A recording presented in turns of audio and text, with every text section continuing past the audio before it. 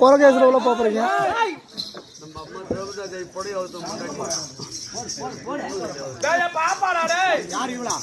எத்தனை பாப்பா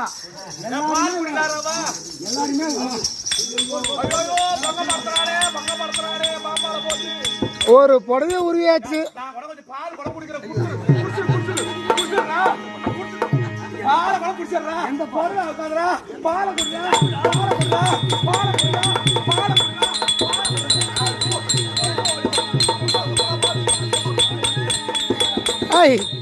இங்க என்ன தொழில் நம்ம நடக்குது.